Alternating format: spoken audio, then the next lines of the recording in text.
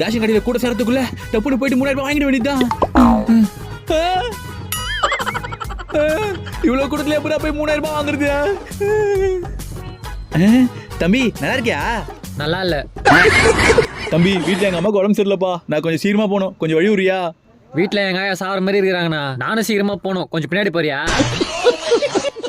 இவன் கிட்ட போய் கேட்டேன் பாரு. சே, நான் தான் கடைசியாளா?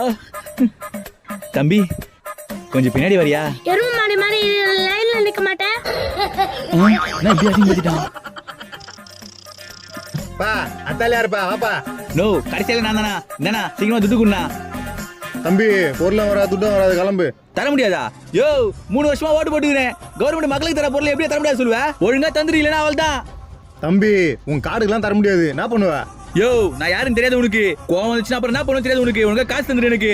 தம்பி உன் கார்டுக்கு தர முடியாதுப்பா. டேய் என்னடா? நோ, இதனால அநியாய கொள்ளையா இருக்குது. இந்த 3000 ரூபாய் காசு வாங்கிறதுக்கு 5 மணி கலர் வச்சு லைன்ல வந்து நின்றுனா, 4 மணி நேரமா லைன்ல நின்றுனா. ப்ளீஸ் நான் காசு மட்டும் தந்துருண்ணா. தம்பி உன் கார்டுக்கு தர முடியாதுப்பா. எதுனா தர முடியாதா? ஏன்னா நீ எத்தனை வந்து ஆதார் கார்டா எப்படா கொடுப்பாங்க? ஆதார் கார்டா? ஃப்ரெண்ட்ஸ், ஃபுல் வீடியோட லிங்க் இந்த சேனல் நேமுக்கு கீழே கொடுத்துருக்கேன், அந்த ப்ளே பட்டனை கிளிக் பண்ணி பாருங்க. மறக்காம நம்ம புது சேனலை சப்ஸ்கிரைப் பண்ணிக்கோங்க.